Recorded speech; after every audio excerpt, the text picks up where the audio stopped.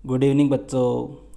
देखो बच्चों, आज की अपनी जो क्लास है, इस क्लास में अपने चर्चा करेंगे पॉलिटिकल साइंस की अपने जो सेकंड बुक है। इस सेकंड बुक का अपने जो सेकंड चैप्टर है, एक दल के प्रभुत्व का दौर। ठीक है, इस चैप्टर से भैया आपके एक क्वेश्चन जो है वो 3 नंबर का आएगा।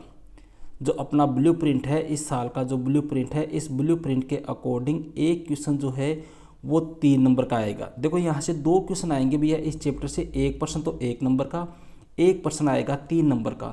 जो एक एक अंक वाले जो मोस्ट क्वेश्चन बनते हैं, जो इम्पोर्टेंट क्वेश्चन बनते हैं, चाहे वो शॉर्ट हो, चाहे ऑब्जेक्टिव टाइप हो, चाहे अति लघुतरात्मक हो, कैसे भी हो, वो मैं आपको करा चुका हूँ। ठीक है, अब ये जो 3 नंबर वाला क्वेश्चन अपने इस चैप्टर से कौन सा पूछा जा सकता है, कौन सा 3 नंबर वाले क्वेश्चन महत्वपूर्ण है, कौन से क्वेश्चन इंपॉर्टेंट है, उन क्वेश्चनों की चर्चा अपने आज की इस क्लास में करेंगे। तो देखो भैया, जो भी बच्चे अपने चैनल से नए जुड़े हैं उन बच्चों को मैं ये कहना चाहूँगा कि अपने जो 2024 के अंदर इस साल के लिए मैंने आपको जितने भी मोस्ट क्वेश्चन आपको बताए हैं, चाहे वो मोस्ट क्वेश्चन मैंने टेस्ट के माध्यम से बताए हो, चाहे बड़े क्वेश्चन के रूप में बताए हो, चाहे छोटे क्वेश्चन के रूप में बताए हो, आपको अपनी बोर्ड एग्ज़ाम 2024 की दृष्टि से उन क्वेश्चनों को ज़रूर से तैयार करना है। और जिन्होंने अपने चैनल को सब्सक्राइब नहीं किया है वो चैनल को सब्सक्राइब कर दें। अगर वीडियो आपको अच्छा लगे तो लाइक कमेंट ज़रूर से कीजिए। अब यहाँ पर देखो भैया, टोटल मैंने इस चैप्टर से 6 क्वेश्चन कलेक्ट किए हैं। ठीक है, ये 6 ऐसे क्वेश्चन है जो आपके 3-3 अंक के पूछे जा सकते हैं, बोर्ड परीक्षा की दृष्टि से महत्वपूर्ण है। जिनमें पहला जो क्वेश्चन है वो है, अपने भारत में प्रथम 3 आम चुनाव में कांग्रेस पार्टी का ही प्रभुत्व क्यों रहा, कोई 3 कारण बताइए। देखो 3 कारण में इसलिए पूछा है क्योंकि अपने जो क्वेश्चन आएगा वो भी कितने नंबर का आएगा, 3 नंबर का आएगा। अब ध्यान रखना भैया, यह क्वेश्चन कम से कम 3 से 4 बार अपने बोर्ड एग्जाम में आ चुका है। दो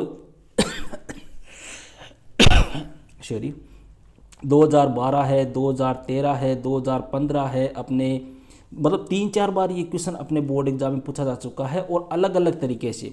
अब देखो क्वेश्चन यही है, इसी की लैंग्वेज घुमा देंगे, आपको पूछ लेंगे कि भारत में लंबे समय तक कांग्रेस के दलीय प्रभुत्व के लिए उत्तरदायी कोई 3 कारण बताइए।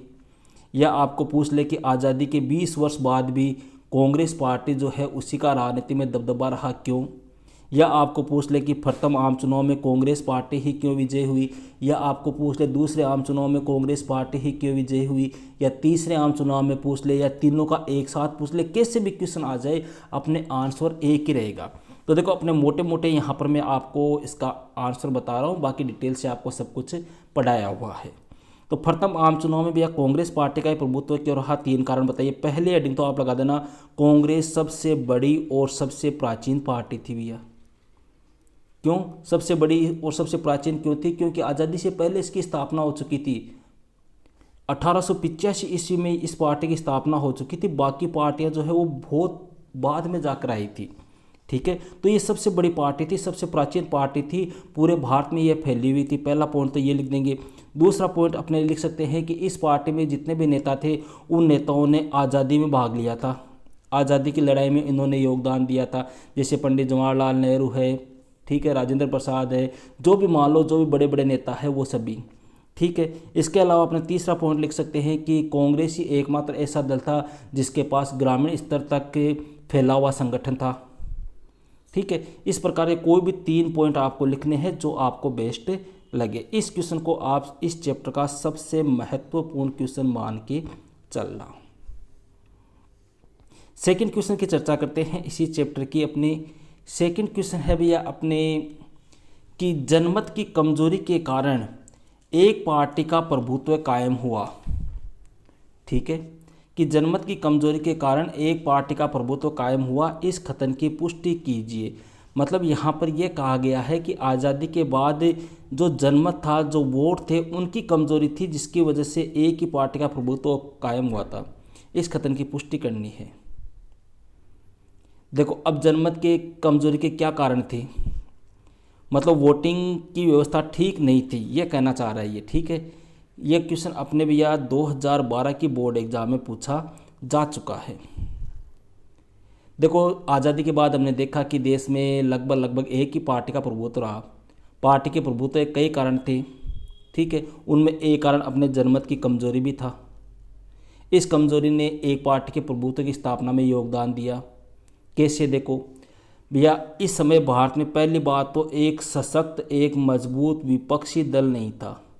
जब पहले आम चुनाव हुए थे उस समय कोई विपक्षी दल था ही नहीं, अगर था तो वो नॉर्मली था, नाम मात्र का था, ताकतवर नहीं था, मजबूत नहीं था, जिनका जनमत निर्माण में प्रमुख योगदान होता है एक प्रकार से, ठीक है। अब जैसे अब वर्तमान की बात करें, बीजेपी की सरकार आ गई तो कांग्रेस विपक्षी दल हो गया मजबूत, कांग्रेस की सरकार आ गई तो बीजेपी हो गई, ठीक है। तो ये वोटों को इधर उधर करने में अहम योगदान देते हैं विपक्षी दल, लेकिन उस समय कोई मजबूत विपक्षी दल था ही नहीं, तो वोट तो सीधी सी बात है एक तरफा जाएंगे। दूसरी बात, उस समय भैया जनता का जो लगभग हिस्सा था या भारी संख्या में जो लोग थे वो कैसे थे? निरक्षर थे, समझ रहे हो। उनको कांग्रेस पार्टी से बहुत ज़्यादा आशाएं थी, उनको सही गलत अच्छे बुरे का बिल्कुल भी नॉलेज नहीं था, ठीक है। इसके अलावा अपने लिख सकते हैं कि उस समय एक प्रकार से जो आधुनिक साधन थे उन आधुनिक साधनों का क्या था? अभाव था। अतः लोगों में से अधिकांश ने एक ही पार्टी को वोट दिए। लोगों को अन्य किसी पार्टी के बारे में पता भी नहीं था, नॉलेज भी नहीं था, ठीक है। तो इस प्रकार जनमत की कमजोरी के कारण जो है वो एक ही पार्टी का प्रभुत्व कायम हुआ।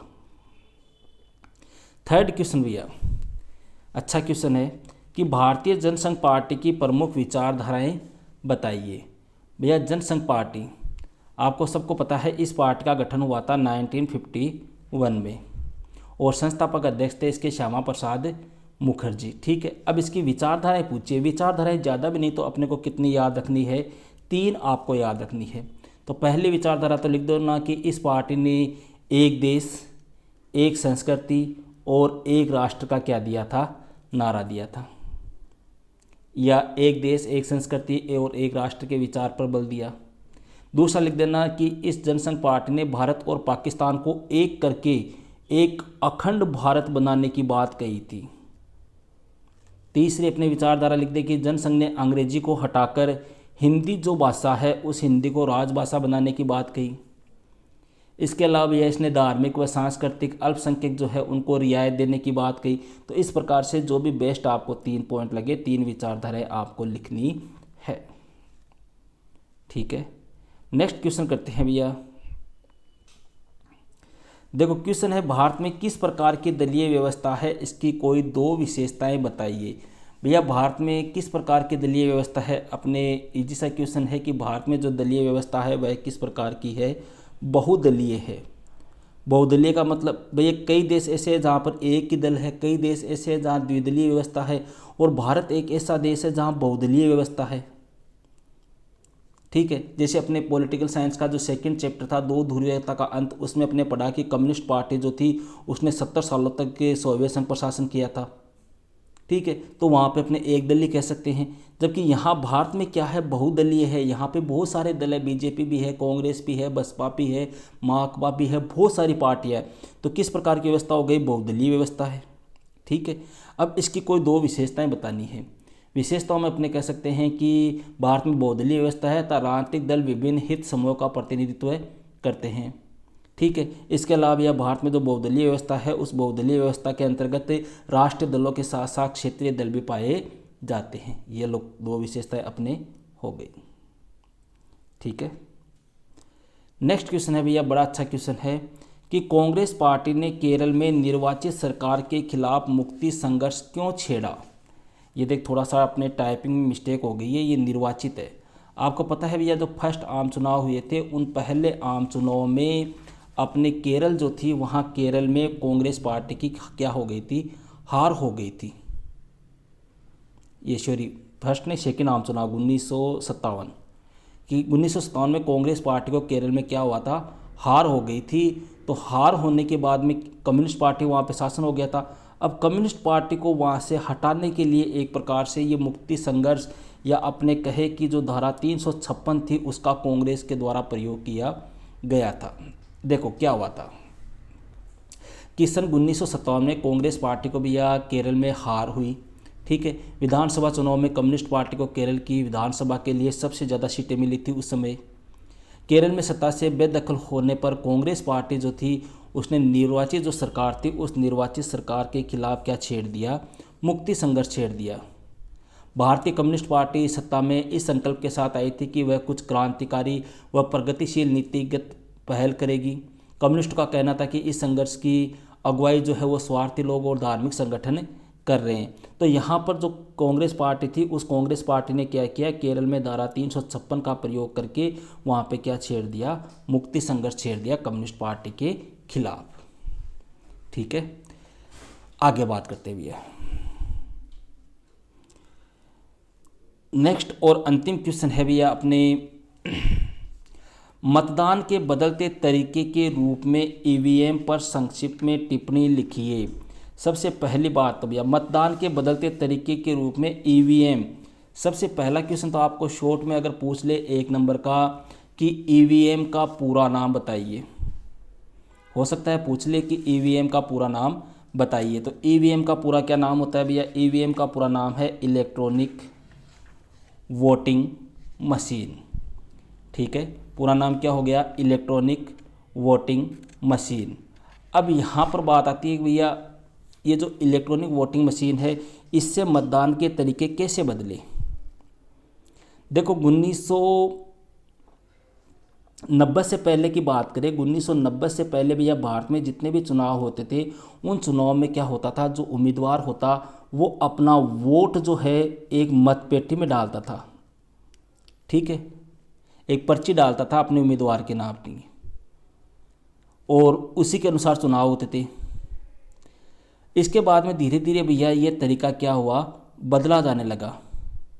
फिर धीरे धीरे क्या हुआ, हर उम्मीदवार का नाम और उसका चुनाव चिन्ह जो है वो एक प्रकार से मतपत्र पर अंकित किया जाने लगा और उसके अनुसार फिर वोटर जो होता वो क्या लगाता था, मुहर लगाता। देखो पहले तो पर्ची डालते थे, फिर क्या हुआ, मतपत्र के ऊपर व्यक्ति का नाम और उसका चुनाव चिन्ह आ गया और उस चुनाव चिन्ह के सामने वोट के समय क्या लगाते थे, मुहर लगाते थे।